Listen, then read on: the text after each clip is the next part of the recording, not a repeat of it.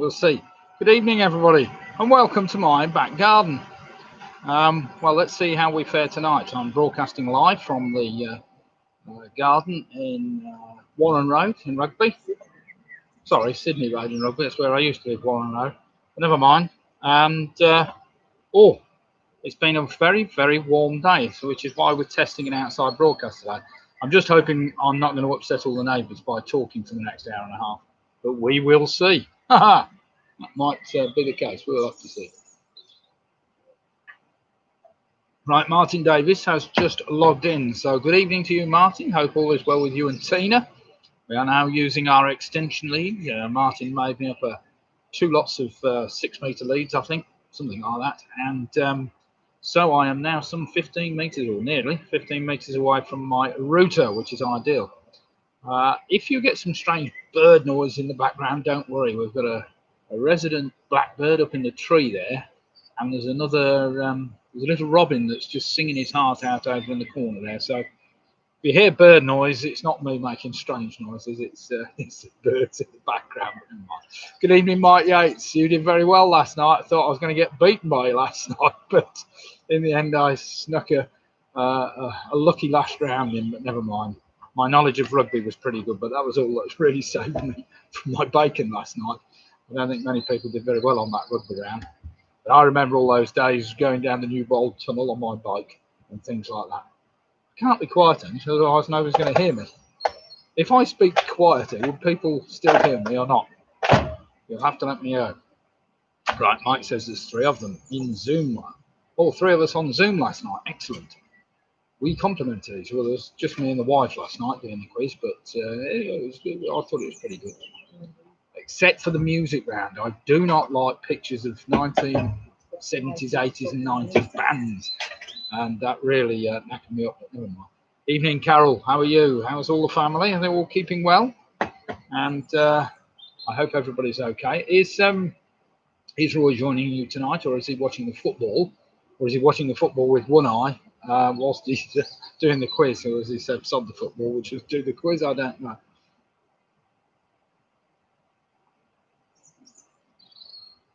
Oh, that's nice. I'm on some Oakham's Citra tonight. It was the last of a batch we got from Oakham's about a month ago, which we've been steadily selling along with our atomic beers during lockdown. But now that things are easing up, it should be quite interesting to see what's going to happen after bumbling Boris's announcement the other day. Oh, that's going to be something with outside. No, football is finished. We're all here. Oh, has it? Oh, what was the score then? Oh, Angela's saying it was 3-0. Oh, excellent. Oh, well, that's fair enough. Right, Jackie Skipper's just joined us. Good evening, Jackie. How are you? Hope all is well with you. And Roy is definitely obviously with them, so that should be good. Did you enjoy the football? I trust it was a good game if we won 3-0. That sounds excellent. But behind closed doors, I don't know. We'll see. Right, so what does everybody think about pub opening? So Boris now says that we can open we've got 2 pubs, as most of you know, and he's told us that we can open on Saturday the 4th, which is okay on the one hand, but it poses lots of questions and lots of things that we need to A, get in place, and B, are people going to be happy with? Now, I'd like to say it'd be interesting to just take a straw poll as to who is likely to go to any pub in the first month after lockdown. And I don't know. Let's have. How many of you are confident? You can do a straw poll through the team rather than just the one person saying, "Yeah, I'm definitely going down the pub." Because I know Roy will be down the pub, as I probably will. But I'm not convinced. I'm not convinced my wife will be going. She says, "I'm not going. You'll be going on your own." Right, John O'Rourke and the famous 5 have just signed in, so now we've got some serious competition tonight. So we've got previous winners, yes, John O'Rourke and the famous 5. Previous winners, we've got Home Alone 6. They should do well tonight. And we have 6 testing rounds of tricky trivia, as usual. Harry Cage, so we've got Harry, Julie and Ian have just signed in. Very close last Sunday. Last Sunday we had a perfect score of 60 out of 60. I'm hoping I can't... hoping we don't have to repeat that tonight. Hopefully I'll come up with 1 or 2 tricky ones that not even you quiz people will get, but we'll see, I'm sure. Mike Yes says, I'll go in my local. I can't leave if but I can leave if I feel uncomfortable. I think that's what a lot of people are doing, Mike. And that, of course, is the responsibility of a lot of other people that come in your pub, i.e. your other customers. If we ask them, because I mean, basically we're being told that they've all got to sit at tables, so there can't be people wandering around your pubs, which is quite interesting. But yeah, it's going to be quite interesting to see exactly how we handle toilets and how we handle all sorts of rubbish, if you know what I mean. Anyway, good evening, Andrew Lewis. And Shane, hope all is well in Yelvertoft and you are keeping well. I don't know whether you're watching me from outside or whether you're all inside now watching from the TV, but I just, it was my little robin twittering away in the background. If you can hear a robin, that's because it's a robin. Never mind. Right, evening, Steve Farndon. Nice to see you logged in. So we'll see how we fare tonight as well. Right, we've got 6 rounds tonight. We start off with, as usual on a Wednesday night, entitled Wednesday the 24th. Wednesday the 24th. That effectively means we have 13, not 15, 13 questions in the first round, starting with the first letters and numbers of Wednesday the 24th. So on a piece of paper, you can write down WEDNESDAY24TH top to bottom, and that will be the first round, Wednesday the 24th. Right, we just had Faye join us, Faye McSorley. Hi, Nick, Lydia, and the usual suspects. Happy hump day. Happy hump to you. Val Barnes, Squizzy Rascals are here. Robin Miller says, I'm not your little Robin. No, you're not my little Robin. My Robin's up in the tree there. That's a different Robin altogether. Rebecula or something like that. You'll probably tell me better anyway. Round number 2 tonight is a connections round, where basically we have 9 general knowledge questions, and I ask for a connection, a little bit tricky tonight, between the previous 9 answers. Round number 3 tonight is an initial letter link, where I give you 9, again, general knowledge questions, and by rearranging the first letters of the first 9 answers, you'll be able to answer question number 10. Round number 4 tonight is a pretty straightforward geography round, nothing too tricky about that. Round number 5 is entitled 50s. It's nothing to do with the 1950s, you'll be pleased to know. Well, it might be something about the 1950s, but generally the round is on 50s, something to do with 50 in the title of the question. Or the Ericathus Rebecula. It wasn't Rebecula, then it was Erithicus Rebeculus. Yeah, that sounds more like it. I thought Robin had put me right. Round number 6 is basically a trivia trail. No, it's not. Forget that. That wasn't right. Round number 6 is just general trivia. Right, we've now got Mick and Bev Roberts have just logged in. Nice to see you, Mick. Hope all is well with you and Bev. It's been a lovely afternoon this afternoon, hasn't it? We've been enjoying the sunshine, there's no doubt. Although, to be fair, the aircon's been on all day long, so the house has been at a very comfortable 21 degrees. Whilst that's why my son Luke and his wife came to see us this afternoon to get out the heat and bring the 2 kids around so they could cool down a bit, but never mind. Enough of that waffle. Right, we've got PRS, Matthew and Claire and Robin have all signed in. So again, another very strong team for tonight's quiz. Right, back to the pubs again. Now, has anybody else that had any thoughts on pubs? What about you, Robin? Matthew, you're pub goers. Are you likely to be seen in a pub straight away as soon as this lockdown is lifted, or are you going to take it cautiously? I think a lot of people are going to be fairly cautious about going to a pub, and I think if they do go into a pub and feel it's a bit uncomfortable, too many people being too leery and whatever else, I think they'll just walk on their feet. Which might be a bit tricky because it's not as if you can go straight to the next pub, is it? Because they might already be have too many people in there. We'll see. Right, what's everybody drinking tonight? Just everybody's got a beer in their hand. This is a favourite of Robin Miller's. He loves these particularly citrusy, hoppy beers. This one's Oakham's Citra. You can tell it's citrusy by the name. All the Giffords have just joined us. Good evening, Graham. How are you? Graham and Jane have just joined us from Cambridge. Lovely to see you. Hope all is well with you and the family. Let's see how few fare tonight. I'm not convinced I've got any Cambridge questions in tonight, unfortunately for you, but there may be something fairly close, so we'll see. So Robin's just said, I'll give it a week or so and let things settle down, which is fair enough. I think a lot of people will be the same. I do think the first Saturday is going to be a bit of a nightmare. I think everybody that wanted to go in the pub is just going to ram themselves in and not really give a toss about social distancing. We will see. Nicky Bowers, hello. Good evening to you. How are you, Nicky? Hope all is well with you. I'm keeping well. Right, just a few minutes and then we'll kick off with the quiz. We've got 5 minutes to go. And let's see whether it can be any hotter tomorrow. Has anybody been hot? Oh, bother. Has anybody been too hot today?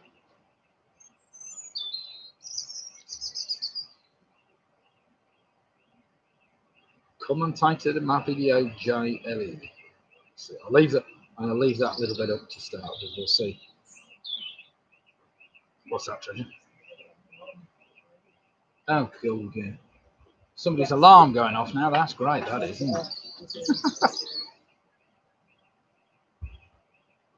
Right. I've just got to stop.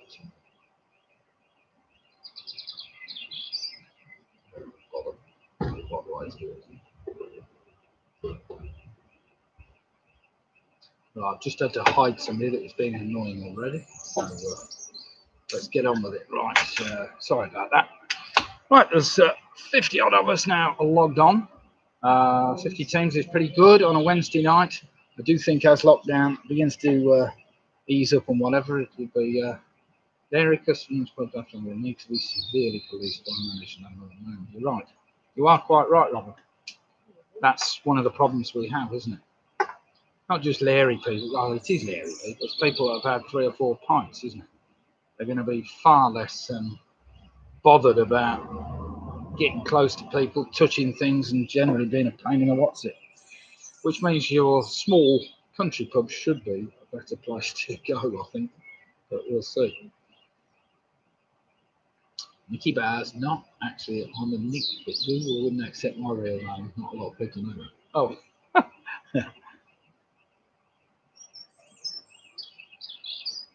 Now Matthew's got it right. You see, he's got his iPad for the football, Nick on TV, and quiz on the phone. Excellent. That's the way to do it. Right then. Let me just quickly run through those rounds again, and we'll get going. We've got 3 minutes before we kick off. So, first round tonight is entitled Wednesday the 24th, where I've given you the first letter numbers of the first 10 answers. Round number 2 is a connections round. Good evening, Michelle. Nice to see you. Joined us from Crick. It's another good, strong quiz team. Question number 3 is an initial letter link, where I give you 9 general knowledge questions, and you rearrange the first letters to give you the answer to question number 10. Round number 4 tonight is a basic geography round, very straightforward if you like geography, that is. Round number 5 is a 50s round. It's entitled 50s, doesn't really mean what it says in the title, but never mind. And finally, round number 6, as always, is just a general trivia round of kind of trivia that most quizzes need to know. Good evening, Lucas. Hiya, how's things? Lucas Dinsdale. That's a great name, Dinsdale. But anyway, good evening to you. I hope you and your family are all well. And we'll see how you fare tonight. Right, we'll give it a couple of minutes and then we'll get going. I've been live now 13 minutes, 55 seconds. Robin says, can you shut those effing birds up? Why, are they annoying you already? It's more the alarm over the road that's going off that's bothering me. Can anybody hear a little alarm in the background? I hope they can't.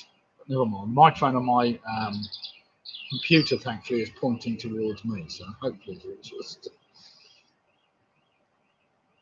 Ian's just joining us. Ian Miller. Good evening, Ian. How are you? All right? How's that little hedgehog of yours? I've been watching pictures on Facebook of you feeding the hedgehog. Very nice. Well, we haven't got a resident hedgehog, unfortunately, in our house. We've only got a tiny little garden here, but never mind. We do get plenty of little birds to keep us going, but that's where we are. Right then, are we ready? Let me just bring up the quiz and make sure we're all going. Is the alarm the sound of birds singing? No, it's not. It's the sound of an alarm which is going me, me, me. Very annoying. Very annoying. Right, we're now 2015. Let's get going with this quiz. We have 56, 57 teams logged on and all raring to go. So here we go. Round number one. Are we ready? Starting with the letter W. What is the name of a dale or upper valley of the River Eure on the east side of the Pennines? Famous for its cheese, it takes its name from a village which for centuries had the only market in the Dale. Hi Alex, how are you tonight? The Browns have just signed in. Let's see how you do tonight. So question one again, starting with the letter W, nice easy one to get you going. What's the name of a dale or upper valley of the River Eure on the east side of the Pennines? Famous for its cheese, it takes its name from a village which for centuries had the only market in the Dale. That was apparently until they got plague in 1500 and something.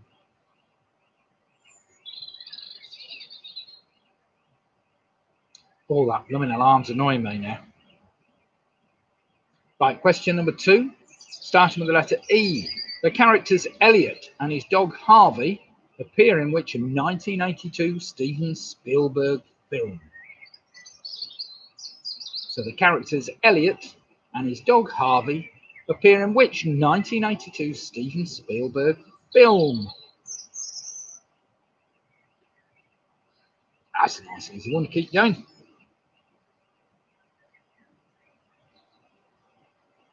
What's that to you? Has everybody got a reasonably good feed? I've got plenty of broadband speed here. I just hope you're all watching from a decent connection. Nicky Bass, not as much as my daughter Rabbiting. You haven't got her with you tonight, have you, Nicky? Possibly. Right, question number three. With its surface and shores 430 metres below sea level, what body of water lies in the Jordan Rift Valley, with its main tributary being the River Jordan? Remember, that's got to start with the letter D, as in Wednesday. So with its surface and shores 430 metres below sea level, what body of water lies in the Jordan Rift Valley, with its main tributary being the River Jordan?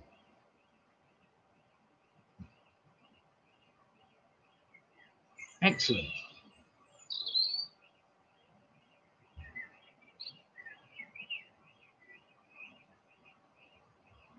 I can't believe that robins just sit there and sing all day long. I'm not talking about you, Robin, or Robin. I'm just talking about the robin in the tree. It's been there all day long, singing away to its heart's content.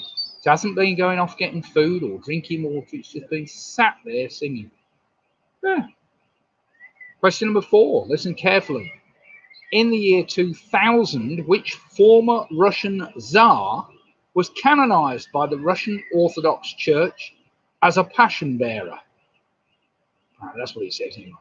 So in the year 2000, which former Russian Tsar was canonized by the Russian Orthodox Church as a passion bearer? Apparently that's a type of canonization in the Orthodox Church. So we just need the name of that former Tsar. God, damn. I think we're going to ban outside broadcasts. We've got blooming alarm going off over the road.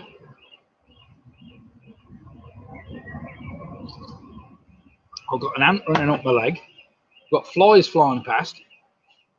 Question number five, listen carefully. Which English journalist and television presenter who presented the BBC television series That's Life for 21 years celebrated her 80th birthday this week? It's a two-word answer. Which English journalist and television presenter who presented the BBC television series That's Life for 21 years celebrated her 80th birthday this week?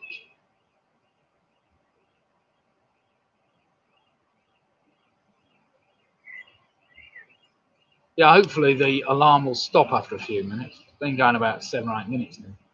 Driving me spare. Never mind. Question number six, listen carefully, starting with the letter S. Again, a two-word answer. Which character's name goes before "went a fishing for to catch a whale" in the second verse of the famous nursery rhyme? Might be easier if you read that. So which character's name goes before "went a fishing for to catch a whale" in the second verse of the famous nursery rhyme?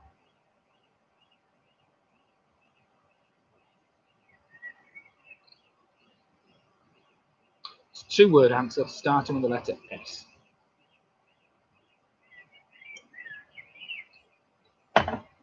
What are you giggling at, Liz?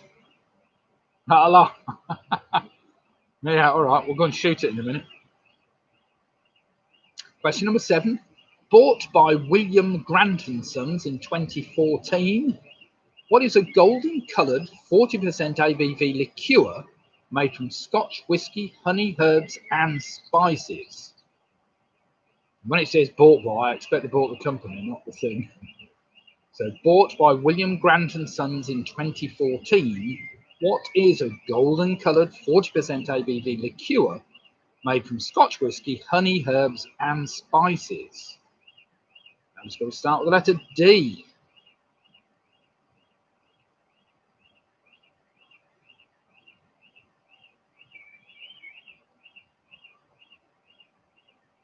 Oh, it is getting one there, isn't it? Question number 8.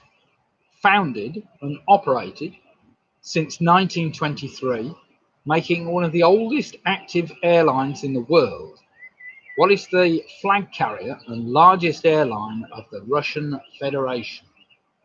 Again, just a one-word answer.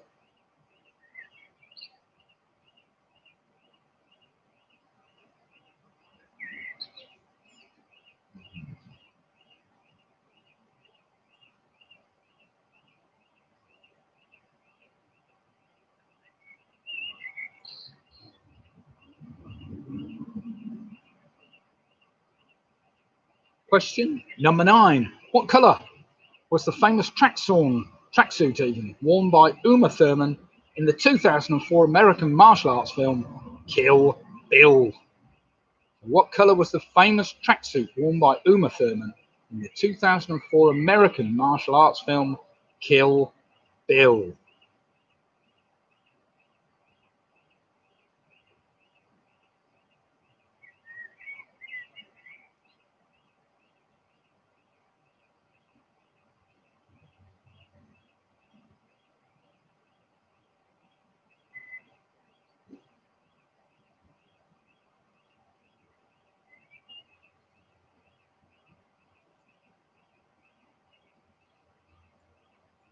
Question number 10, listen carefully.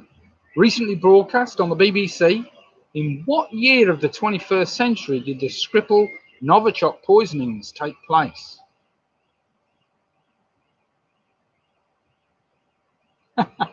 Ian's just saying, what a way to spend my anniversary doing a quiz, poor wife.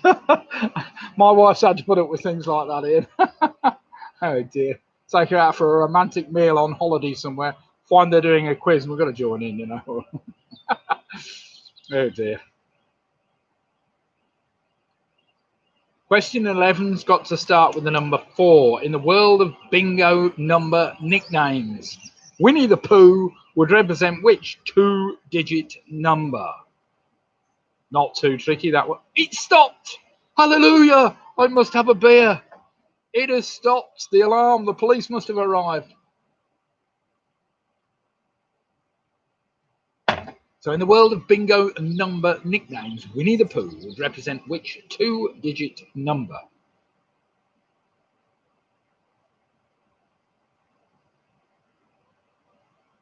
No. Question number 12. Since its beginnings in 1984, what has become the UK's most publicised art award, which is named after an English romantic artist? It's got to start with the letter T. So since its beginnings in 1984, what has become the UK's most publicised art award, which is named after an English romantic artist? And finally, question number 13. Two-word answer starting with the letter H. H for Harry.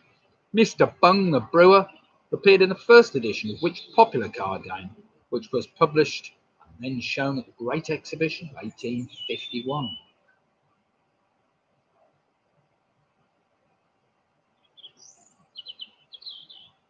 So, Mr. Bung the Brewer appeared in the first edition of which popular card game, which was published and then shown at the Great Exhibition of 1851. Right, that's our first round down. Not too tricky, I didn't think that one. Maybe one or two caught you, but we'll see.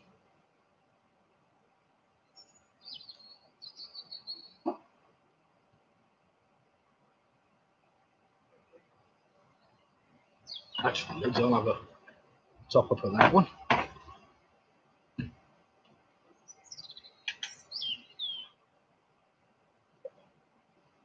Right then, everybody, let's see whether we can do some marking after that first round. Are we all happy, or does anybody need any more time?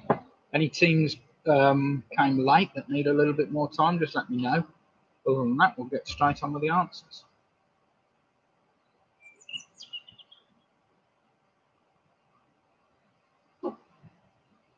Right then, in which case, here we go. There are the answers to the first 13 answers to round number one. Question number one, of course, was Wensleydale, as in the cheese. Village of Wensley that got the plague, but never mind. Question number two, that film I was after, E.T. the Extraterrestrial. Number three is the Dead Sea. Number four, it was Nicholas II, Tsar Nicholas II. Whether I should give you a half a point for Nicholas, I don't know. Up to Roy, really, because Roy doesn't like half points, so maybe we should just call it Nicholas II and be done with it. He was the last Tsar of Russia. Question number five, it was Esther Ranson. Number six was Simple Simon, who went a fishing for to catch a whale. That's the second verse. Question number seven, it was Drambuie, of course, that the cure. Number eight, the Russian airline is better known as Aeroflot. Number nine, of course, Kill Bill, she was yellow. Number 10, the Skiffle poisonings took place in 2018. Yes, Roy has said no half points for wrong answers. Okay, it was a wrong answer if we put Nicholas. It's got to be Nicholas Tsar Nicholas II. In the world of bingo nicknames, Winnie the Pooh would represent number 42. Number 12, it's the Turner Prize I'm after. And finally, number 13, Mr. Bung appears in Happy Families, which we all are tonight, I'm sure. Happy Families. Oh, so let's have some. What's that? I said which Tsar, though. And the Tsar, it is Nicholas II, because there were a number of Nicholases. So, anyway, right, here we go then. Let's get some scores. We've got Harry Cage, Harry Julian, Ian on 13. We've got Martin Davis on 12. Home Alone, 6 on 13 points. Mike Yates is on 12. Steve Barnes on 13. Michelle's on 12. John O'Rourke, the famous fiver, on 12. Mick Roberts is on 12. Graham Gifford on a fantastic 13. Ian Miller on 12. Nicky Bowers on 13. Quizzy Rascals on 12. PRS are on 13. Some good scores here. Some very good scores here so far tonight. Jackie Skipper, the Booby Prize girls, are on 12. Andrew Lewis is on 11. Oh. Alex Brown's on 11. How are the... I haven't got all the scores in yet, but never mind. Chris Mead, Split the Difference, are on 12. That's some very good scores in here tonight. So, at the moment, we've got Nicky Bowers on 13, Graham Gifford's on 13, we've got Carol Jackson Home Alone on 13, Steve Barnum on 13, Harry Cage and Julie on 13, and they are currently on PRS on 13, so they're our current leaders. Right, round number 2, pretty straightforward tonight, is a connections round. I'm looking for a connection between all the answers, so as you write them down, see whether you can figure out a connection between the previous 9 answers.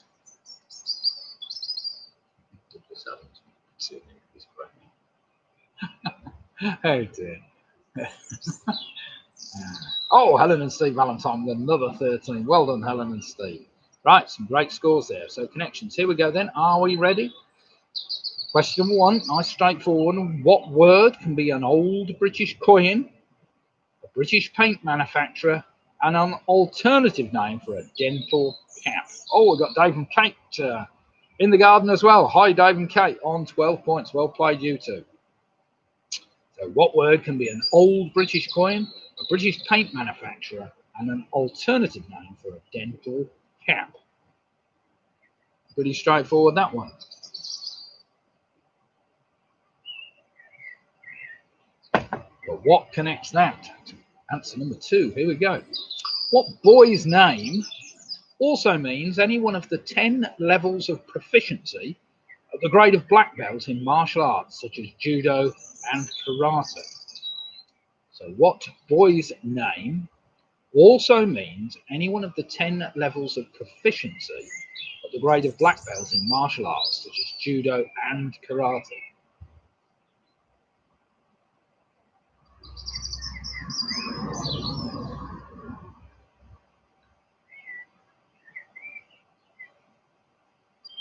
Anybody got the connection yet? I'd be interested. Question number 3. On the children's TV show Trumpton, what was the name of the captain of the local fire brigade? So on the children's TV show Trumpton, what's the name of the captain of the local fire brigade? Oh, I've been suffering with a bad shoulder. Oh, my bad bike accident last Friday, but never mind. Still not right. Question number 4. What acronym is used to describe a semiconductor diode which glows when a voltage is applied? I think Ian Sharrett will get this one. So what acronym is used to describe a semiconductor diode which glows when a voltage is applied?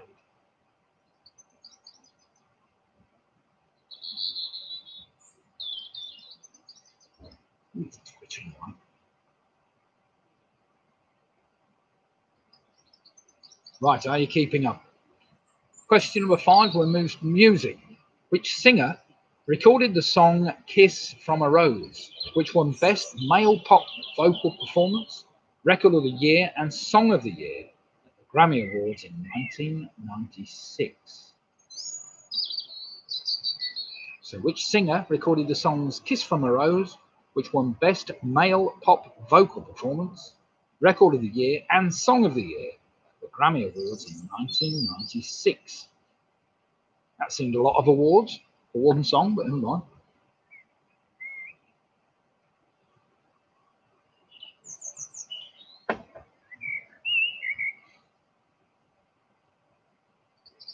Question number 6. Normally built of twigs, dry leaves and grass, and typically assembled in the fork of tall trees, what name is given to the nest of a squirrel? So question 6 again. Normally built of twigs, dry leaves and grass, and typically assembled in the forks of a tall tree, what name is given to the nest of a squirrel?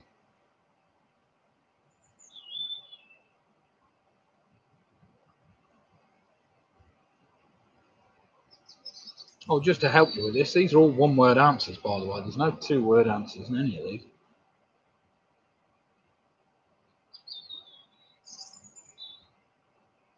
Question number 7, dead easy. This one, what name is given to a duct, pipe, or opening in a chimney that takes smoke, gases, or hot air from a fire or heater to the outdoors? So what name is given to a duct, pipe, or opening in a chimney that takes smoke, gases, or hot air from a fire or heater to the outdoors? Oh, excellent. Hobgoblin's Goodbye.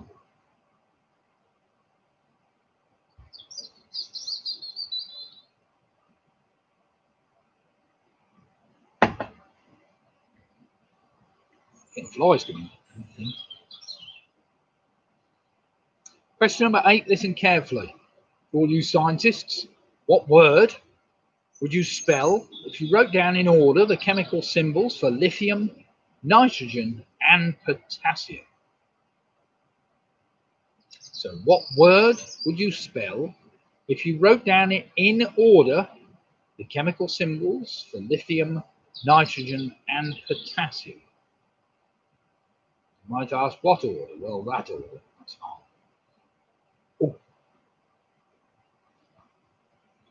Should spell out just a word.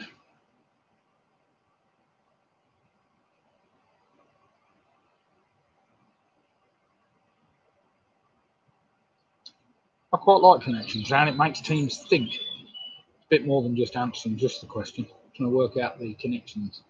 Good. Question number 9. What one word normally refers to the grooming of a bird's feathers, especially by using its beak? What one word normally refers to the grooming of a bird's feathers, especially by using its beak? And finally, of course, what is the connection between the previous 9 answers? So if you've got 9 answers written down, look at them carefully. You might each like to write all the answers down. Look at them carefully and see whether you can work out what the connection is between them. So I will give you a minute to do that. And whilst you're thinking about that, get yourself a beer. Somebody's put God knows. Well, he probably does. We could ask God.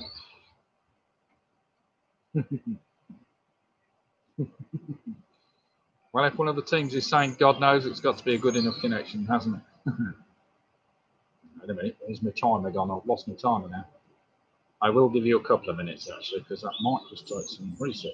Right, start. Started the clock now, and it is counting down. We'll have 2 minutes, and then we'll see how we fare. I would encourage all teams to write all the answers down if you've got them all to hand. Look at them carefully and figure out what connects them.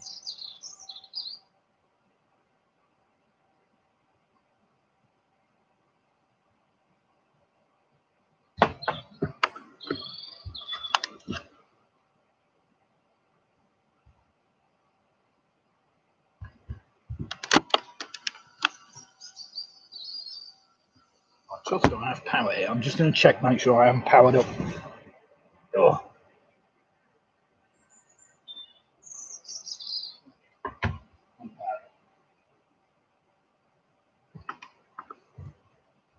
I don't want my computer failing halfway through and just going blank.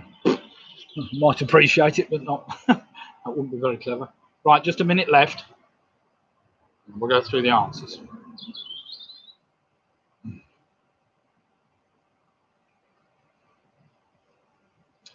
It's a bit of a tricky connection tonight, but I'm sure some teams will get it.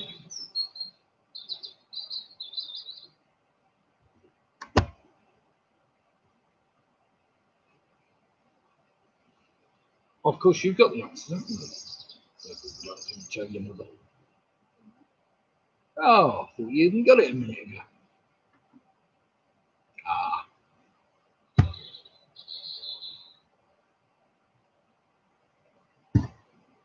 Right then, 15 seconds, and we'll get some marking there.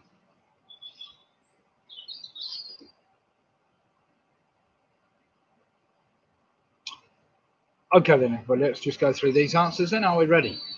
Eyes down looking. What word can be an old British coin? That's a crown, which is also a type of paint, and a dental cap. Number 2, the 10 levels of proficiency in black belt martial arts. It's known as a Dan, a D-A-N.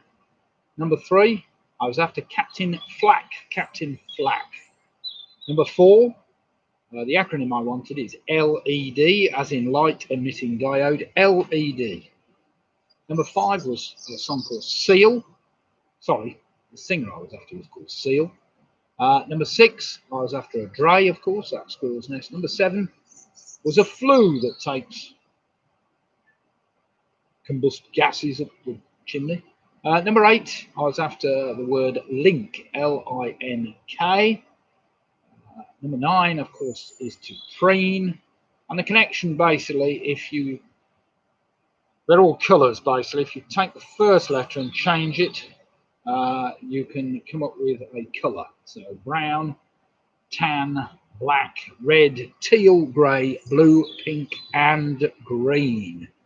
So something to do with changing the first letter, and you can get a colour. That's why I suggested you wrote them down and had a good look at them, because it was more of a visual clue than anything. Very well done if you got that, because that wasn't the easiest thing in the world. Right, let's have some scores in. These are total scores, please. So crown became brown, dam became tan, black became black, LED became whatever it became, red, I suppose. Famous five, very respectable, 22 points. Who else is in with their scores at the moment?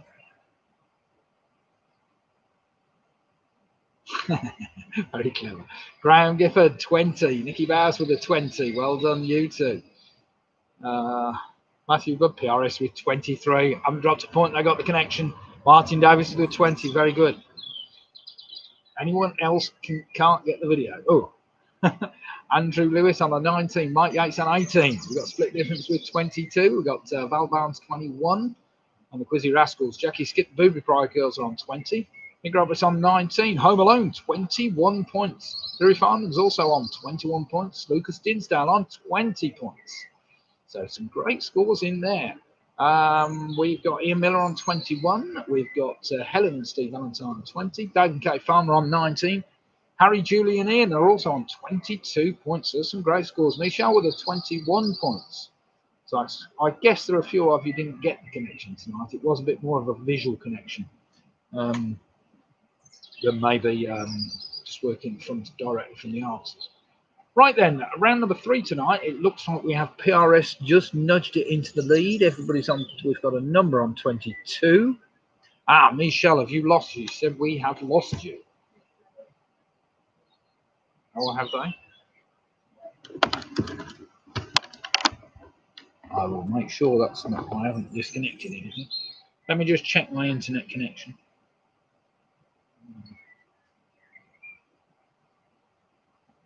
I'm just going to test my internet connection, make sure we're still back up and running properly.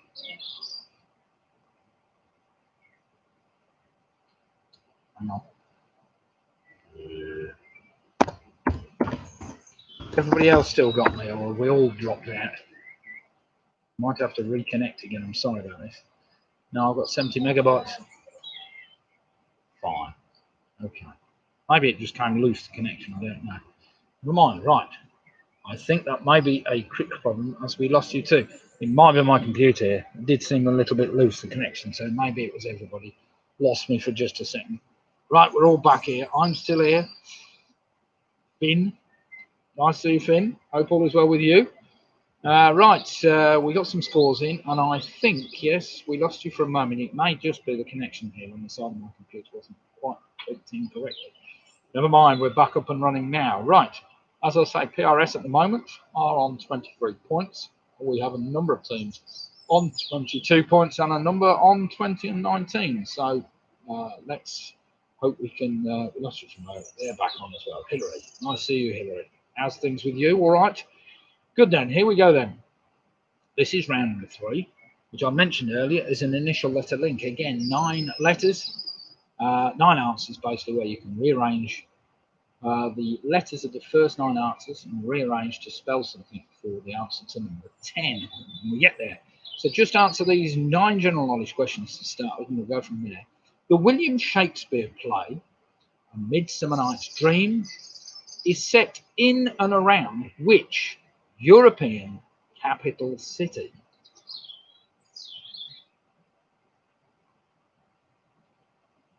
It's one I've heard before and I forgot all about it. And when I saw this, I thought, well, that's a good question. I forgot.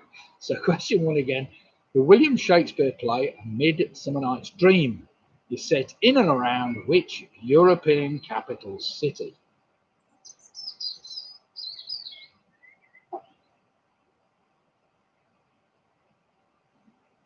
I acted in this play at Lawrence Sheriff School when it was on. And I was just a mere 15 years old or something, or 14. I wasn't very old. I was supposed to be some kind of dwarf. They got me this little thing to run around it on the stage. Right, question number 2. The 2015 film Minions was a spin-off from a franchise that began with which 2010 film? That is a two-word answer. So the 2015 film Minions was a spin-off from a franchise that began with which 2010 film? It's a two-word answer.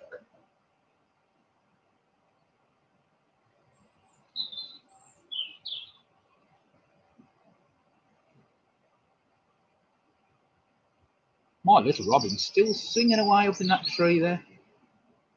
Still sunny as well. Hope when the sun goes down, he might stop. We'll see. Question number 3 is an anagram for you to work out. What is the only one-word anagram of the word raunchier? What is the only one-word anagram of the word raunchier? I'll spell that for you. It's R-A-U-N-C-H-I-E-R. Lydia's put it in the chat column so you can just check your spelling. So what is the only one-word anagram of the word raunchier? You either love or hate anagrams. It's one of those things, isn't it?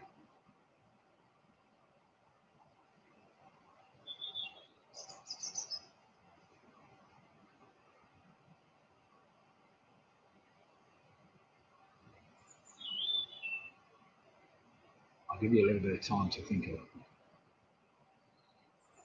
Or at least get one or two of the team working on that while the rest of you go on with the rest of the quiz. So question number 4. Convicted for the murder of her lover, David Blakely, in 1955, who was the last woman to be hanged in the United Kingdom? Two-word answer, that one. So convicted for the murder of her lover, David Blakely, in 1955. Who was the last woman to be hanged in the United Kingdom?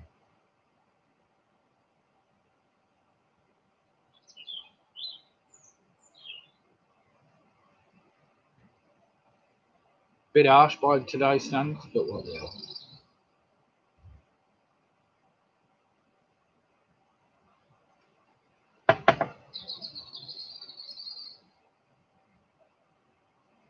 You should be sat over here, Lily.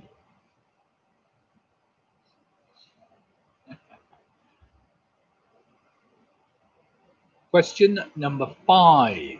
Listen carefully. Meaning to the tooth in Italian, what two-word term is used to refer to pasta or rice that is cooked as to be firm when it is bitten?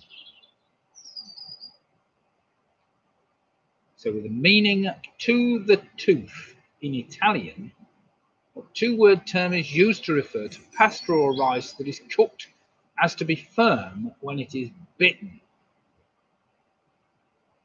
I'm not convinced I'd like that too much, but there you go. It's a term you've all heard of. Unsurprisingly, it's kind of Italian.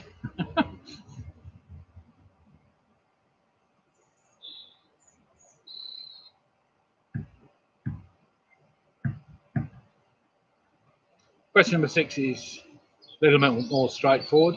What letter represents the number 500 in Roman numerals?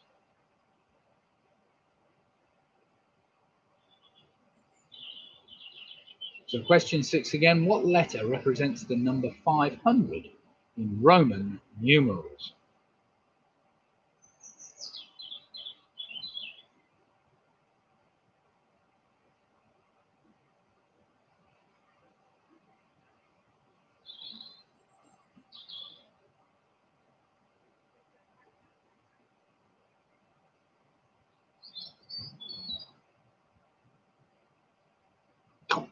Question number 7. What is the official London residence of the Archbishop of Canterbury, which lies on the south bank of the River Thames? So what is the official London residence of the Archbishop of Canterbury, which lies on the south bank of the River Thames?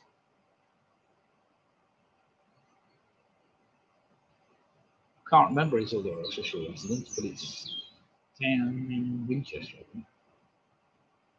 Somebody will tell me what his other one is.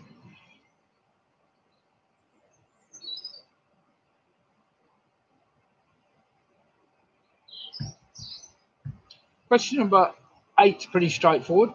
What was the common first name that was used by 18 different kings of France?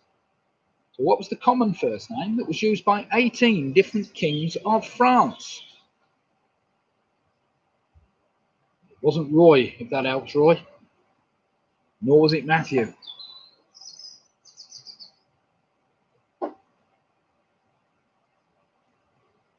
And question number 9.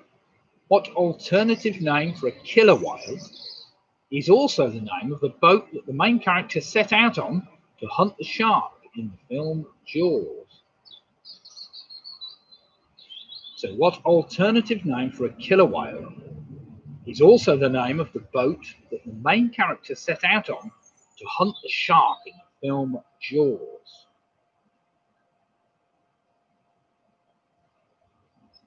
Right, so hopefully if you've got at least 6 of those right, you might be able to work out the others when I give you question 10. Listen carefully. The first letters of the first words in the previous 9 answers can be rearranged to spell the name of which famous person who had a Viking funeral when he died in 1990 to honour his Norwegian roots and was buried with his snooker cues, burgundy, chocolates, pencils, and a power saw, apparently.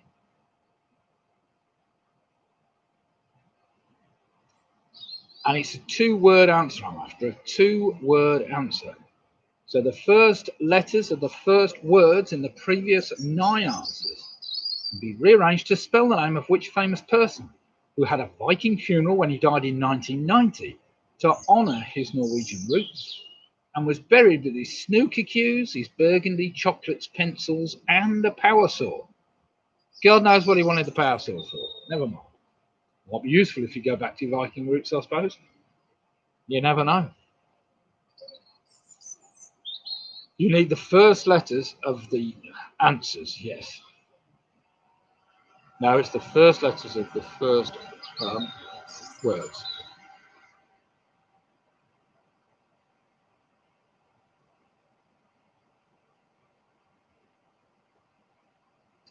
So it's a 2 words, basically, that spell out 9 letters.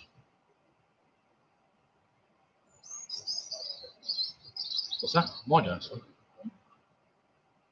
You must stick me a bit of brewdog in it. I'll top it up. We can top it up with a gin. Spoiled for beer tonight. My lovely assistant is just replenishing my glass.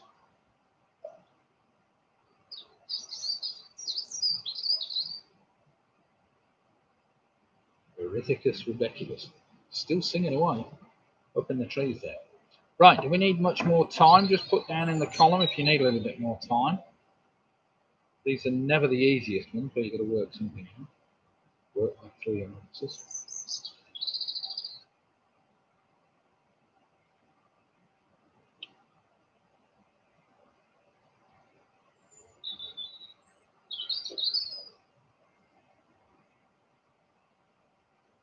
Okay, I'll give you 2 minutes from now.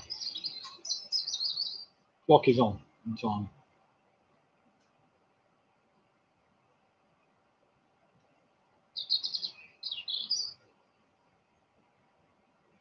Remember, once you've worked out the name of this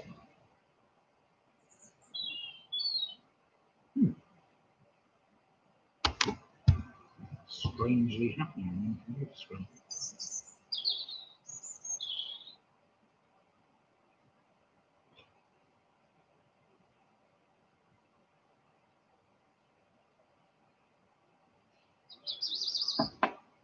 So you're a Margaret Thatcher fan, Robin? Obviously not. I was all for giving Mrs. Thatcher a public information. Oh dear. Look out for life, flying planes with banners. Oh dear God. Oh dear.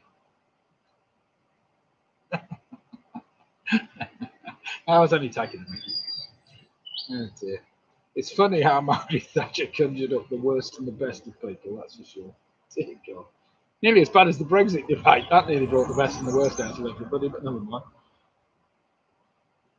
Right, another 30 seconds. And we'll do some marking after this tricky round before we go into a very much more straightforward geography round.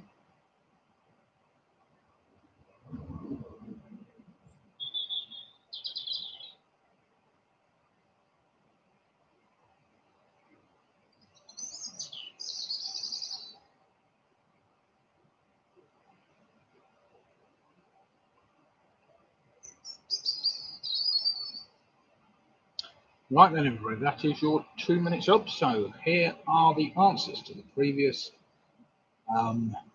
round. Are we ready then? Pens down. Listen, these are the answers you've got.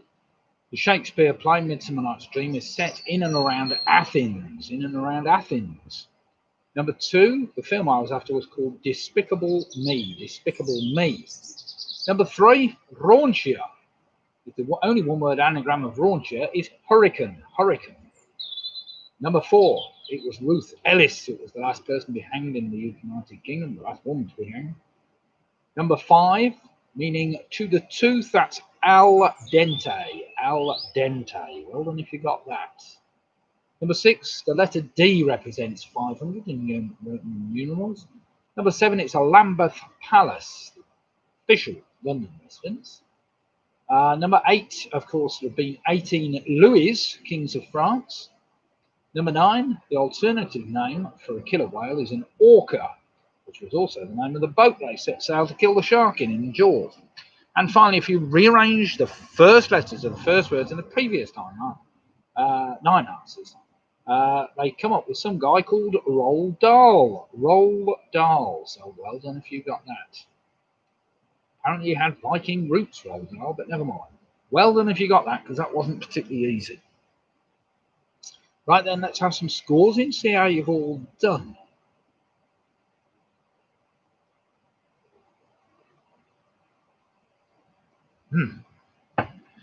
Right, famous 5 on a very, very respectable 32 points. Michelle on 31, Martin Davis on 30, Home Alone on 30, Ian Miller on 29, some great scores here. Mick Roberts on 26, Andrew Lewis is on 26, Graham Gifford on 30, Hilary Farnham on 31, the Booby Prize Girls on 28.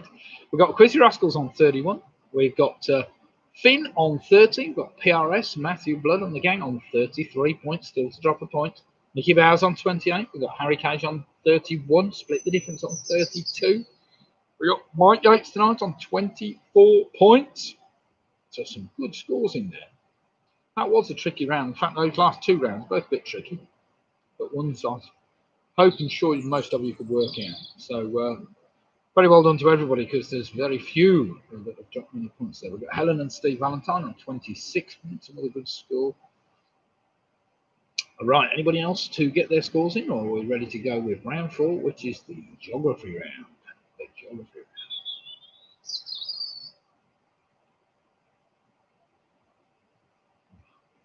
Right then, geography round. Question number 1, listen carefully. Which Scottish city was once called St John's Town, in reference to its main church, which was dedicated to St John the Baptist? So which Scottish city was once called St John's Town, in reference to its main church, which was dedicated to St John the Baptist?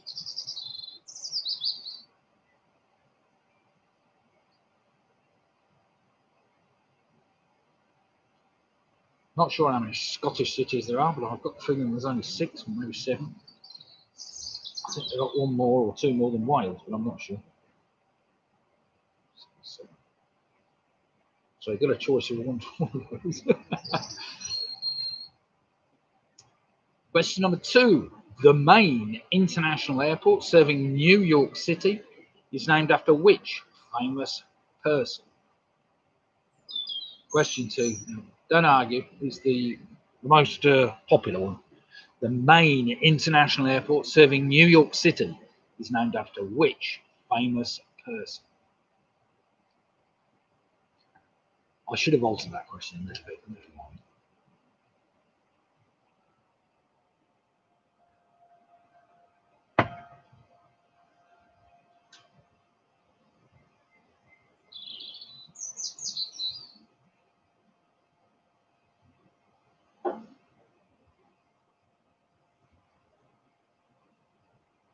Question number 3. I'm sure it's a place a number of you have been, and if you haven't been, you need to go there, because this is fantastic. With a large number of canals and bridges, which city in Belgium is sometimes referred to as the Venice of the North? So question 3 again. With a large number of canals and bridges, which city in Belgium is sometimes referred to as the Venice of the North?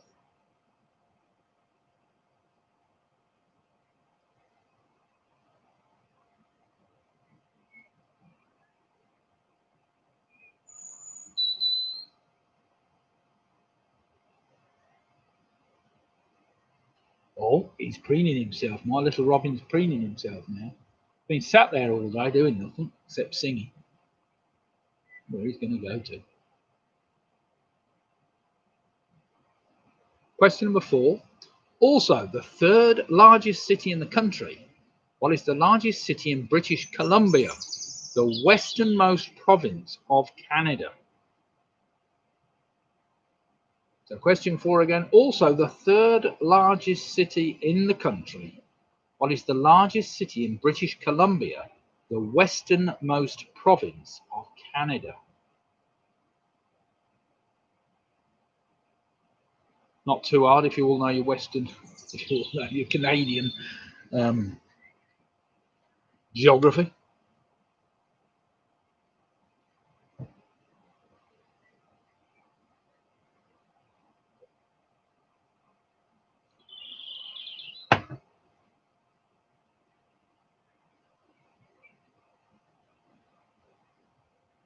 Question number 5.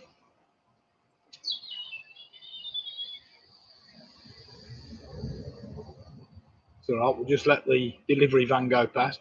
Question number 5. Sumatra, Java, Borneo and Bali are all islands that are part of which Far Eastern country?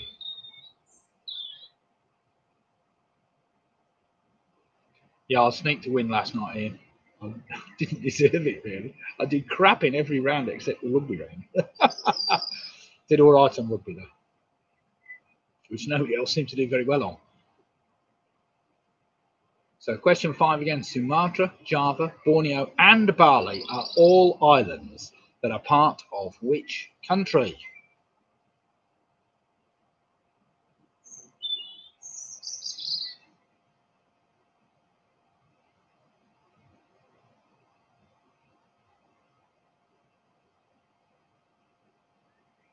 Yeah, that's strange, that, isn't it? Because I've lived in rugby all my life, so I knew the railway station at Clifton.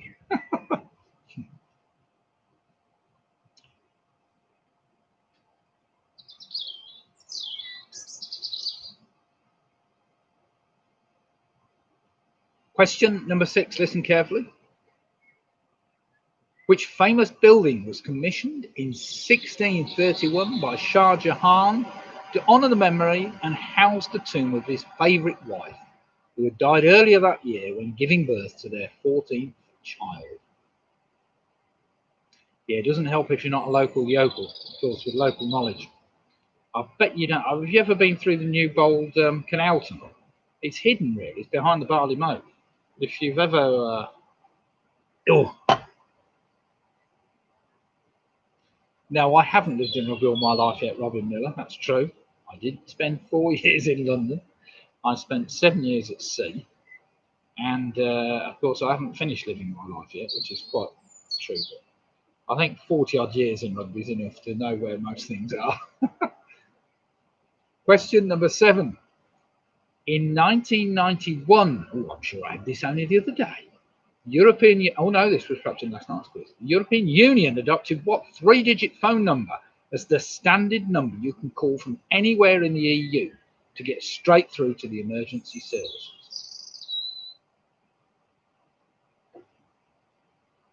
So in 1991, the European Union adopted what 3-digit phone number as the standard number you can call from anywhere in the EU to get straight through to the emergency services? Yes, he did have this last night.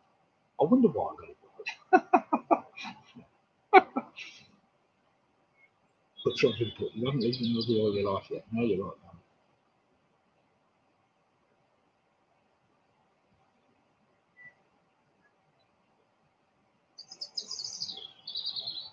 Question number 8. Occasionally called Mount Goodwin Austin, what is the more common nickname of this mountain located on the border of China and Pakistan? So occasionally called Mount Goodwin Austin, what is the more common nickname of this mountain located on the border of China and Pakistan?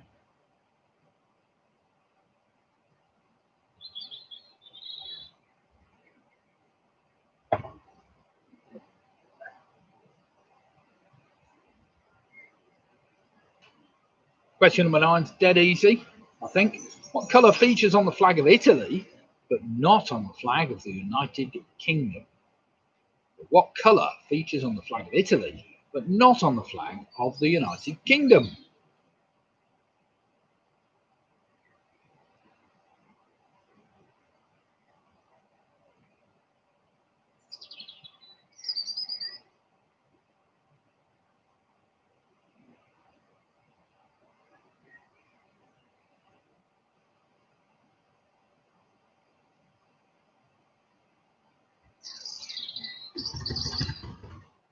You might have to just change this, Liz. Next one.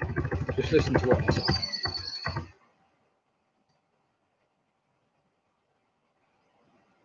Sorry, I'm just altering this one a bit too stupid.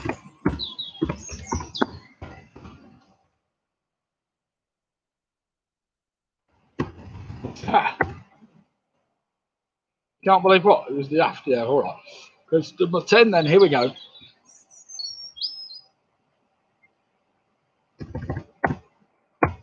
Again, right. The easternmost point of mainland Great Britain is called Ness Point, but in which English town does it lie?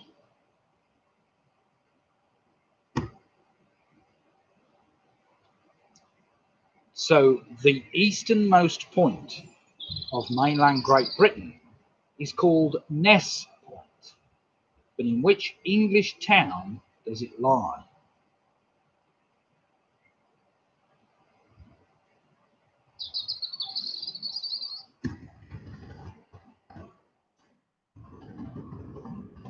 Hold on, Lids. And that's your 10 geography questions. Pretty straightforward, those. No help if you don't like geography, I have to say, but never mind. I think most quizzes have to have a bit of knowledge of geography and history, don't they? And science and nature.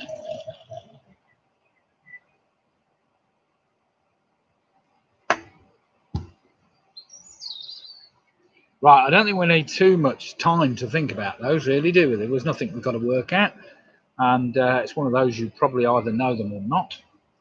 Ooh, can I have a look at one of my new hanging baskets coming through? The blue one there in the background.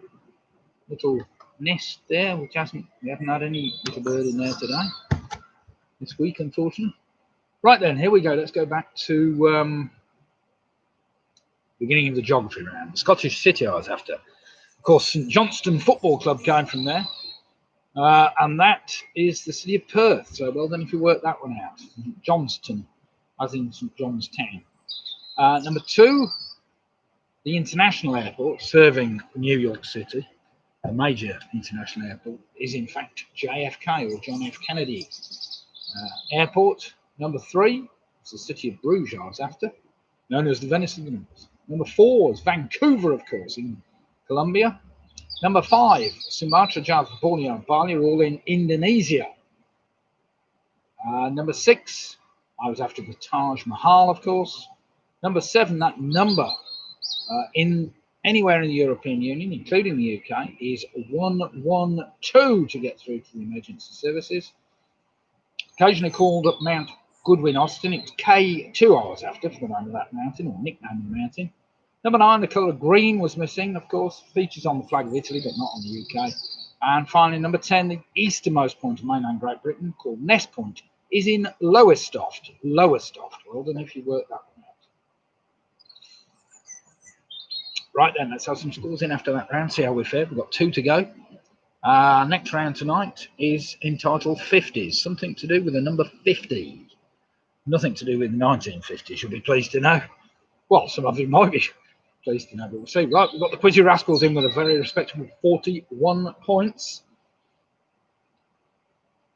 We've got Mike Yates with 32. We've got Michelle Gibbons with 41. We've got Nick Roberts with 34. We've got Graham Gifford with 37. Henry Farland's in with a 41. We've got the famous 5 with 40 points. We've got the Booby Prize Girls with 36. Home Alone 6 on 38 points. We've got Mickey Bowers on 36 points. We've got PRS on 42 points. Ian Miller on 36 points. Ellen and Steve Valentine on 34 points. Oh, yeah, other scores coming in. Andrew Lewis on 33 points. So you're ahead of Martin. Oh, no, you're not. Martin Davis on 37 points. I think he was waiting for you to put your score in there, Andrew. Martin Davis on 37. We've got Harry, Julie, and Ian down to 37. Bad round. That's a shame. That's a shame. You were doing so well. Geography is not everybody's forte. We've got Split the Difference on 42 points. Great score there. And Alex Brown on 32 points. So it's all very close still at the top. A couple of teams on 42. We've got a couple on 40 and a couple on 41s. So it's all to play for because the last two rounds aren't quite as were pretty straightforward. The 50th round. The last round's a bit trickier, I think. But never mind, we'll see. I didn't want anybody to get 60 out of 60 this week, as was the case on Sunday. But never mind. Here we go. Question number 1. With the symbol, the atomic symbol, SN. SN. Which chemical element has the atomic number 50? So with the chemical symbol SN, which chemical element has the atomic number 50?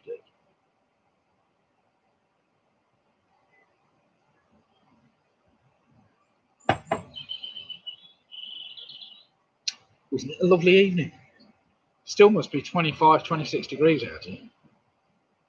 It's a lot warmer than being in the house, that's for sure. Right.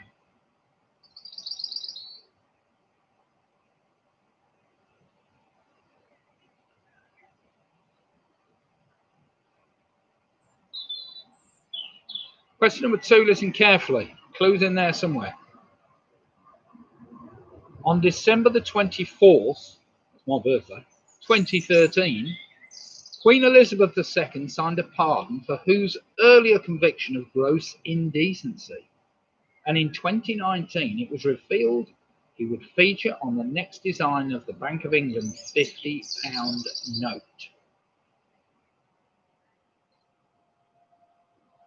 2-word answer I'm after.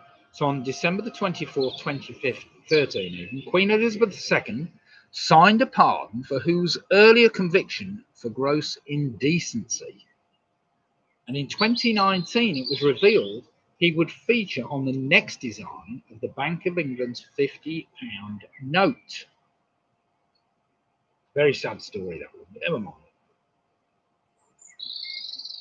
Question number 3. Becoming the first female artist to achieve a UK #1 with a self-written song in 1978, who released 50 Words for Snow, her 10th studio album, in 2011. There's a few clues in there. Becoming the first female artist to achieve a UK #1 with a self-written song in 1978, who released 50 Words for Snow, her 10th studio album, in 2011.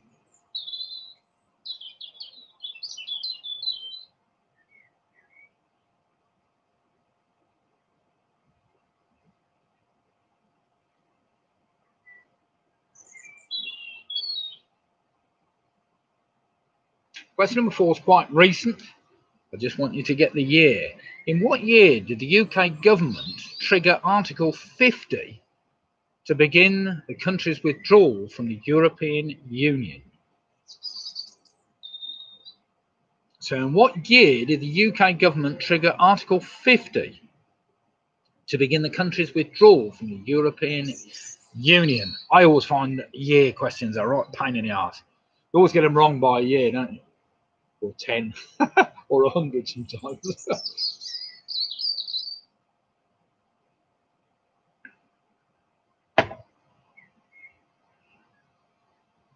Question number 5 is dead easy. I'm sure you'll all get this one. What is the traditional gift that is given for a 50th wedding anniversary?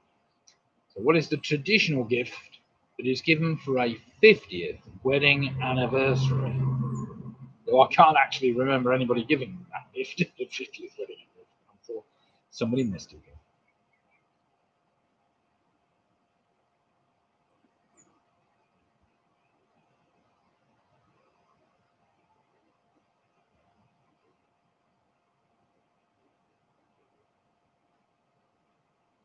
Question number 6. This will be a good one for the teams.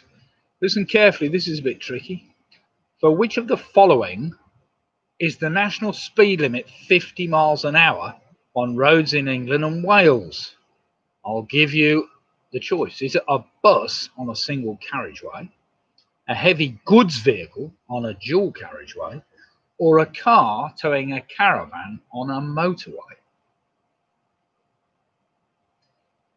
So for which of the following is the national speed limit 50 miles an hour on roads in England and Wales? Is it a bus on a single carriageway, a heavy goods vehicle on a dual carriageway, or a car towing a caravan on a motorway? So you've got single carriageway, double carriageway, triple carriageway.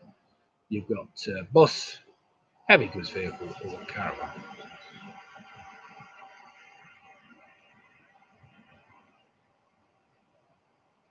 Oh, that's a tricky one.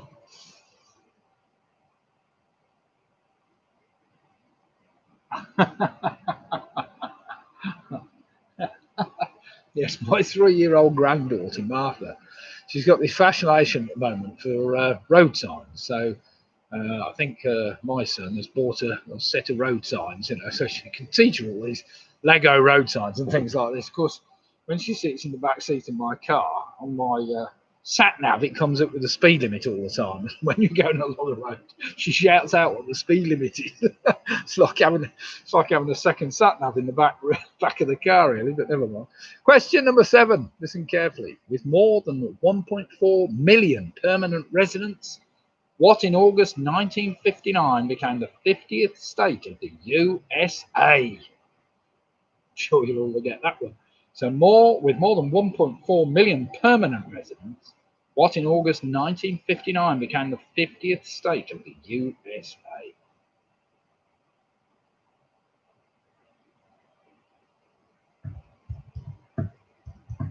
Now, no going into your pockets, no rummaging around, no rootling in your pockets, as Carol used to tell me not to rootle around. The 50 pence piece takes the basic shape of which two-dimensional shape? I'll give you the choices: an octagon, a heptagon, or a nonagon. So the 50 pence piece takes the basic shape of which two-dimensional shape? I'll give you the choice: is it an octagon, a heptagon, or a nonagon? What's wrong with your keyboard? Sorry, you got some bugs in the keyboard. Yeah, that is. I noticed that. Got beetles on the keyboard, but never mind.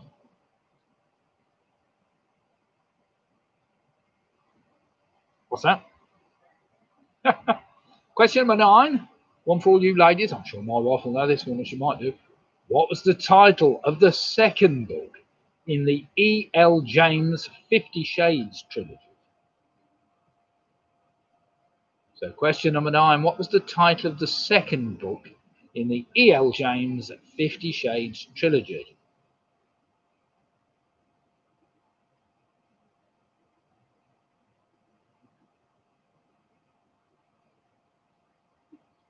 "50 Shades of what?" Shit.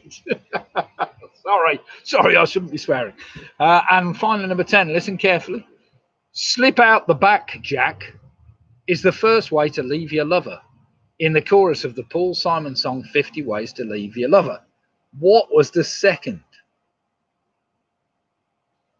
So question number, that's a tricky one, that is. So listen to the lyrics of 50 Ways to Leave Your Lover. Slip out the back, Jack, is the first way to leave your lover in the chorus of the Paul Simon song 50 Ways to Leave Your Lover. What is the second way to leave your lover?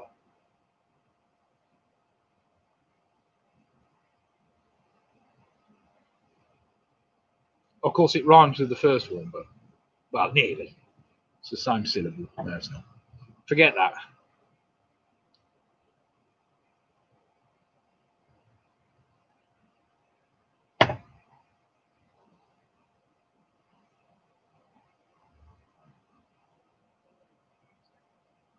Ah, my beer is because it's a mixture. Is that the Giffords not liking my beer?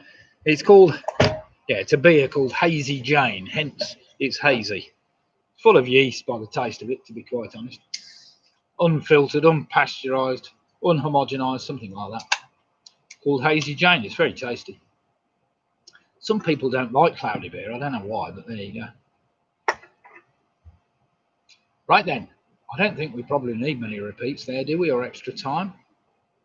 Or have we still got teams quibbling over the correct answers to these? I don't know. Anybody need any more time? Just quickly put it in the chat. Other than that, I'm going to get straight on with it. The light is beginning to fade now. There is no more sun on the treetops. The sun has just about gone down, I think.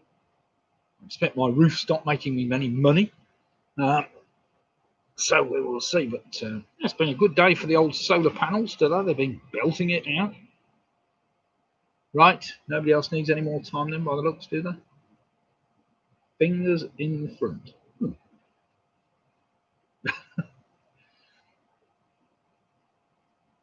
Right then, here we go. The symbol SN. The atomic number 50, it's tin. I was after tin.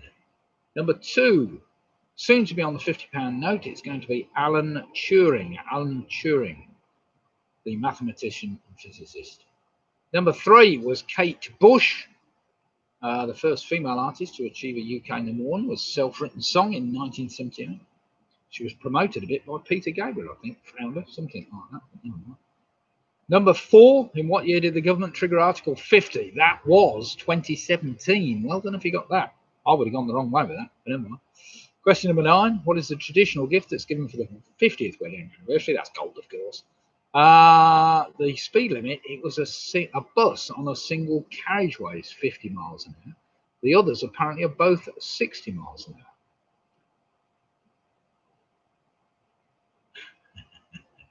hour. Number 7, with more than 1.4 million permanent residents, what in August 1959 became the 50th state? That was Hawaii.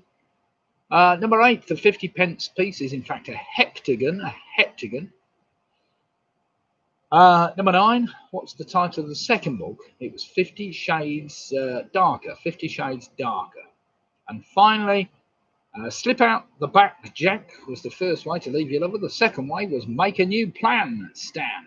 Make a new plan, Stan. So I don't know if you got that, because that was tricky. I don't think I could have got that. Right then, add them up. Let's see how you're faring before we go into the last round, which has got a couple of tricky ones that might just trip you up. Other than that, pretty straightforward. Sprint to the end. So we've got the Quizzy Rascals with a fantastic 51 points. That's a great score from the Quizzy Rascals. Come on, everybody else. Anybody can beat that or stick with it? Ian Miller with 43. We've got Michelle with 50. We've got the famous 5 with 50. Nick Roberts doing very well at 38 points and Andrew Lewis on 39 points. Hilary Farnham's on 48. We've got Nikki Bowes on 44. PRS on 51 points. We have Helen and Steve Valentine on 43. Booby Prize Girls. We've got Faye wouldn't let me put Prince Andrew for Prince Andrew. So, convicted for gross indecency. Nice one. They're on 45. Graham Gifford, 42. Bit of a, what's that? You don't call that a smiley. What do you call the opposite? A smiley face. I don't know what you call that, but never mind. So not a particularly good round for Graham by the looks of things. Martin Davis on 45 points. We've got Harry, Julie and Ian doing very well there on 47. Home Alone 6 are on 47. We've got Split the Difference on 52 points. Mike Yates on 38 points. 38 points. We got any other scores in? So we've got Split the Difference at the moment, along with PRS. A frowny face. Oh, is that what you call it? A frowny face? Yeah, I suppose it is a frowny face. That's about right. I wouldn't have known what you call that emoji. I'm not a big emoji fan, to be fair. I never use them. Not a pain in the what's it there, but never mind. No, sorry, no, I didn't mean to say anybody for using them. That's fair enough. Right, so going to the last round. At the moment, we've got Split the Difference on 52. We've got Quizzy Rascals on 51. We've got PRS on 51. We've got Famous 5 on 50. And we've got Michelle Gibbons on 50. And that'll be difficult for everybody to get 10 points on the last round because there's 1 or 2 tricky ones in there that might just catch you out. So let's see how you fare. This is just straightforward trivia. Nothing overly taxing. No, that's not fair. They are all taxing, but never mind. Right then, question number 1 is an anagram, and I want a 3-word answer. just to make it tricky for you to work out. So one royal ceremony. One royal ceremony. It did seem a very good anagram, I have to say. Is your anagram tonight, and the clue is she was disappointed by Vardy's legal action.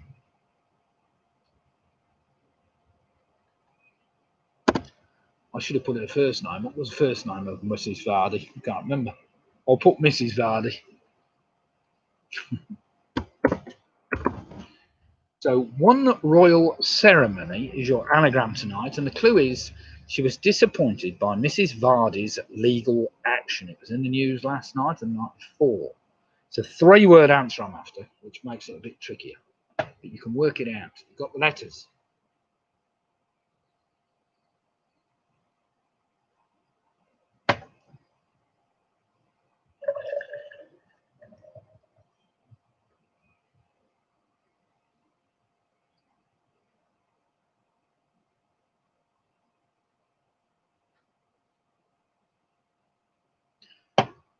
I don't know why they're bothering with legal action, so just throw it out.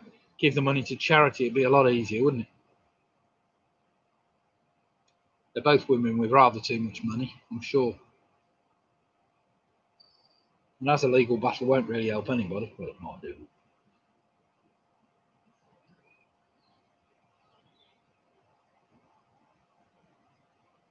Perhaps I'll just start an online petition. Give the money to charity. Question number 2 then.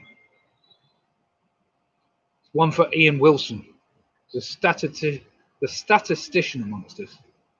An obolus is a term in typography for historical mark to indicate what in mathematics? I'll give you the choice. Is it the addition sign, the division sign, or the multiplication sign? So question 2 again. An obolus is a term in typography for historical mark to indicate what in mathematics? Can also have other meanings. But I'll give you the choice. Is it addition, division, or multiplication? Probably easier if Lydia writes that down for us so that you can see what I mean. It is a word I hadn't come across, I have to say. But there we have it. Sure. If you don't know, at least you can have a guess, can't you? Because there's 3 possible options there.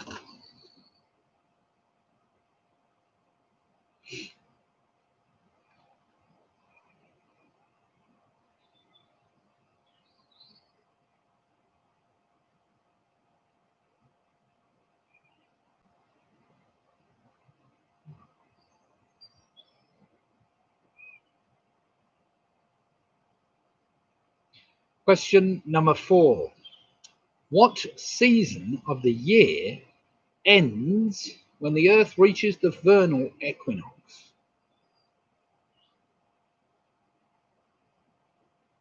So what season of the year ends when the Earth reaches the vernal equinox?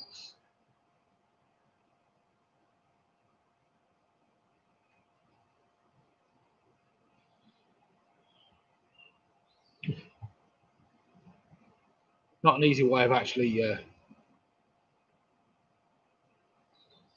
wording that question correctly, but never mind. Question number 4. This is an interesting one. In 1932, J. Wellington Wimpy was added to the cast of cartoon characters created by American cartoonist Ellis C. Sager. But which other character was his most famous creation?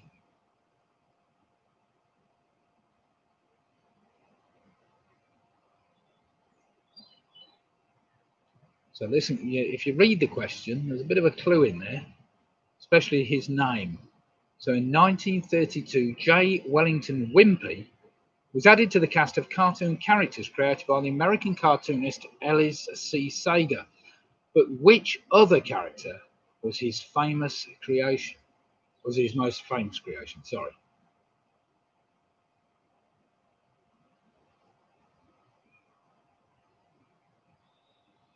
You've got a year, make that pay. It might help you, might not do it good.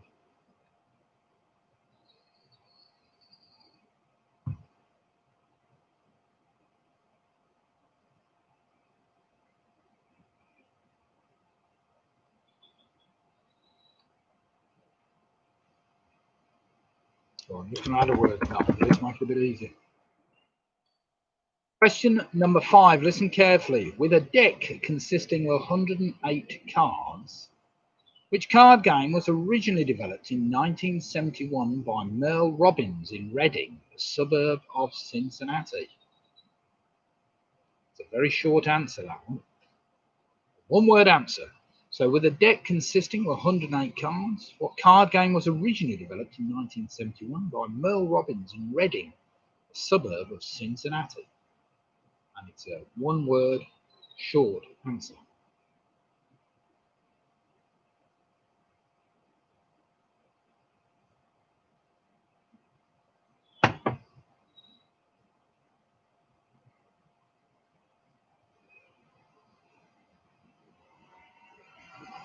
Question number 6. Questions I hate, but never mind. Got to come in a quiz sometimes. This one's too easy. Which Australian soap opera first appeared on UK television screens in the October of 1986? So which Australian soap opera first appeared on UK television screens in the October of 1986? There's probably only 2 or 3 I can think of anyway. What's any of them, actually? Some people love them though.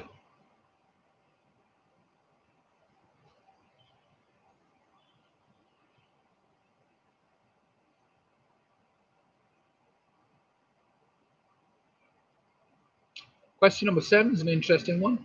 In 1962, Mariner 2 became the first robotic space probe to conduct a successful flyby of which planet in our solar system? So in 1962, Mariner 2 became the first robotic space probe to conduct a successful flyby of which planet?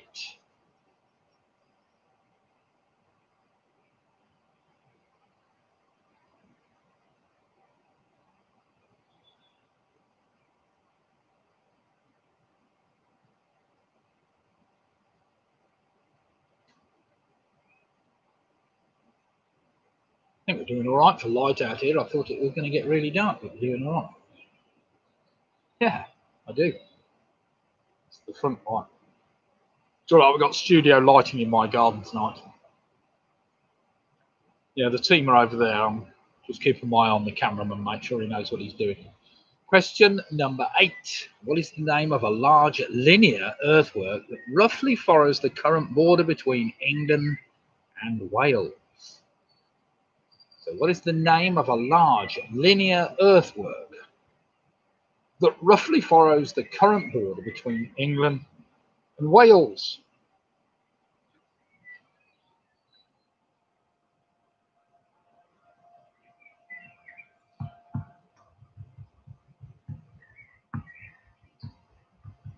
So maybe now with the pubs opening, we ought to have the first beer festival of the year. Maybe in August or something. How's that sound?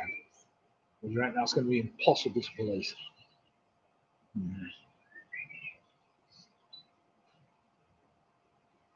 Yeah. They have special hats with big brims on them.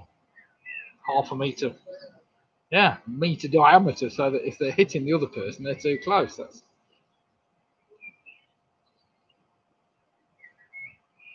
Women have to wear a dress that goes out a metre. Women have to wear baggy trousers. Right, question number 9. Listen carefully. Based in Poplar in the East End of London, Nurse Jennifer Worth's memoirs are the basis of which TV drama series? So, based in Poplar in the East End of London, Nurse Jennifer Worth's memoirs are the basis of what TV drama series? I'll put memoir there, Lid. Needs an S on the end. That's how you spell it, I'm not sure.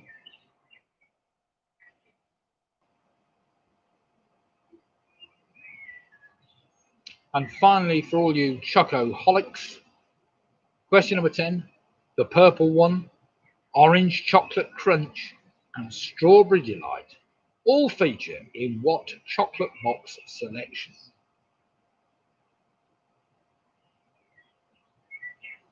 So question 10 again, the purple one, orange chocolate crunch and strawberry delight, all featuring what chocolate selection box? Well, it's been great to see so many teams on tonight. I did know that as we were going to, as lockdown was going, getting a little bit, whether people would get tired of the quiz, but we've consistently had between 60 and 100 people or teams on a Wednesday night, which has been very encouraging, and it's great to see so many people out. The Sunday quiz does seem to be a bit more popular, but then it always was on a Sunday night for some strange reason, but never mind. But now with the football and lots of other things starting up again, it might start to get a little bit thinner, but we'll see. We'll see how we feel. I think it's great to see so many people still enjoy doing a quiz from their homes. But thanks everybody for taking part tonight, and we will see. Right, let's go back. Are we ready to do some marking after that straightforward round? Or are you still working out your anagram? Just let me know if anybody needs a little more time. Remember, the anagram is a 3-word answer.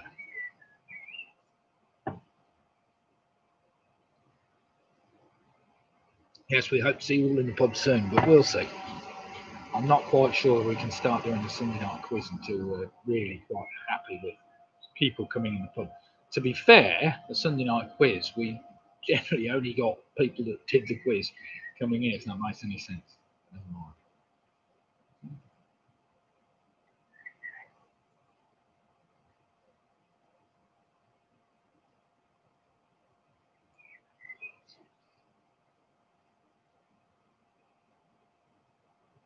Yeah, but it was only quizzes that came in. That's what I mean. Right then, are we ready? Let's do some marking. Round number 6. Let's see whether anybody got all of those right. But we will see. I have a question. I said black and white because they were invented before colour television. True or false?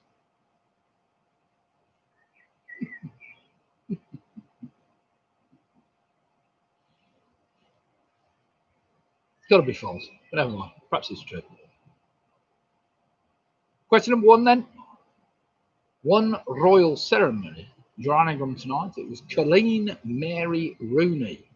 Colleen Mary Rooney. Well done if you worked that out. I'm sure we all got the Colleen Rooney, but the Mary was just needed for you to work out. An obelus apparently is a division sign. A division sign. Number 3. The season of the year that ends when the Earth reaches the vernal equinox, which is spring, of course, is winter. Number 4. I was after Popeye. And there was a bit of a clue there. J. Wellington Wimpy, of course, he was the big fat guy that used to eat hamburgers all the time, one of Popeye's friends. Number 5, the card game I was after with 108 cards is known as Uno. Number 6, the Australian soap I was after was Neighbours. Number 7, the Mariner 2 probe flew past Venus in 1962 and took pictures of the planet. Number 8 was Offa's Dyke. Number 9, of course, was Call the Midwife. And final number 10, the purple one, orange chocolate crunch and strawberry delight can all be found in a box of Quality Street. Well done, that. Well done, everybody that got that.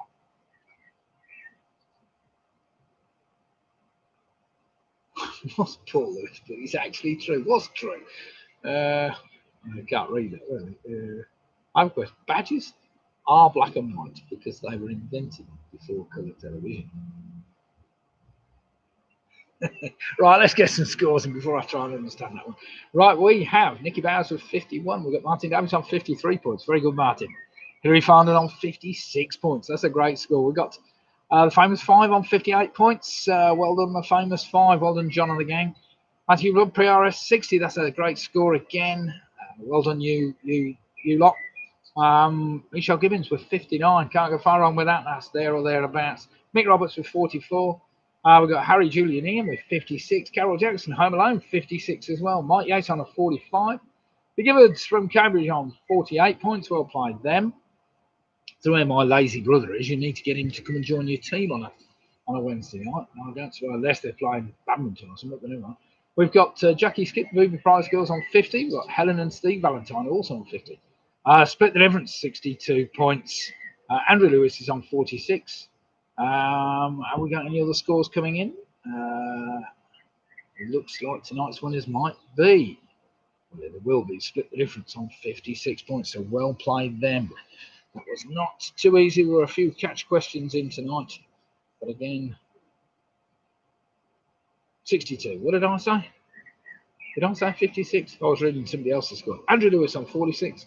Nicky Bowers, the heat is getting to you. Jim Quizzy Rascals on a fantastic 60 points. Well played them. Nah, loving it. Oh well, here we go. Paula Lewis on a 60 points. Presume that's the Quizzy Rascals. Or was that Val Barnes and the Quizzy Rascals? Are we all separate teams? I don't know. Some great scores anyway, everybody, and thank you very, very much for taking part. Sorry if we've lost connection, Ian. We lost visible connection. Never mind. The light is fading, but not here. Actually, the light looks pretty good in the garden. So, Paula Lewis on 60. Right, thanks everybody. Anyway, as I said earlier, thank you very much for taking part in tonight's quiz. We will be back on Sunday with another testing quiz on Sunday night. See whether we can shake it up a bit on Sunday night and put some really tough questions or some more bizarre questions in. That's it. Steve's coming over for drinks tomorrow night. That sounds good. Well, fair play. Wish him our best, Graham. Tell him to take part on Sunday and get his team in gear. Mike Yates. Thanks again, Mike. Thanks for you taking part tonight. Well done to you. Thanks, Robin. Thanks, Chris. Thanks, Graham. This is Cloudy Beer. Yes, definitely. Well, Jackie Skip. Well, thanks, great quiz. And some tricky questions. Robin did great. Robin did great, as did Claire. No point watching football now. Oh dear. Well, thanks, everybody. Let's see you all Sunday night. We'll see whether we can do an outside broadcast again. I doubt it, though, because I think the weather is going to be changing. So it may be the first and only night of the year we managed to get an outside broadcast. But we'll see. There might be some spots in July. We'll wait and see. Anyway, thanks, everybody.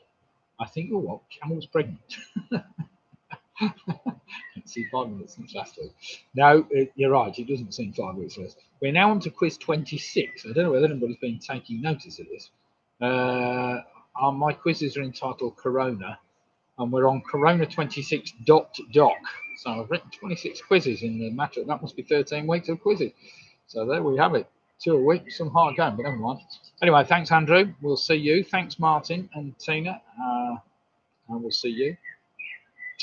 And thanks, Ian, and everybody else in the teams. And thanks, Robin, Michelle, Jackie, Carol Jackson and the gang, and everybody else. A good night. I'm ending the stream now. And we will go and watch a bit of football. Not football, we'll watch something else. Good night, everyone. Cheers.